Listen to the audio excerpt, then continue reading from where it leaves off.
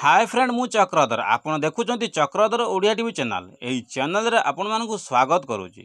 So friend ए वीडियोटी आपण को जानिबा पाइबे जे सुभद्रा योजना रे 50,000 टंकार भाउचर पाइबा पई आपण जने योग्य व्यक्ति होइतवा दरकार।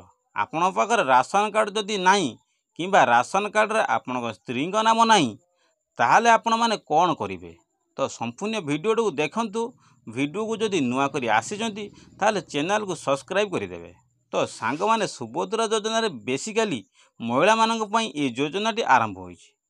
तो देखा गले एमिति कि बहुत महिला मानक पाखरे राशन कार्ड नाम नथिबो बा राशन कार्ड रे आपणकर नाम नथिबो। तो सुभद्रा योजना एप्लाय करिया गले महिला मानक बहुत असुविधार सम्मुखीन होबाक पड़िबो। तो सांग माने आपण प्रथमे एई सब डॉक्यूमेंट संग्रह करी रखि थांतु। आपण प्रथमे विवाह प्रमाण पत्र पई भोटर आईडी दरकार करिवो। काहेकि ना आपणकर भोटर आईडी रे आपणको स्वामीकर नाम थिबो। तो सेति लगी आपण मैरिज होइचंती बोली आपणकर प्रमाण पत्र तापर आपणको कोइ रखुची गोटे इनकम सर्टिफिकेट अप्लाई करबाकू पड़िबो।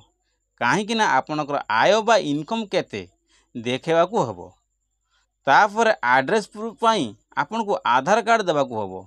से सब डॉक्यूमेंट संग्रह कला परे गोटे काम करबाकू पड़िबो। से हला राशन कार्ड जदि आपण पाखरे नाही।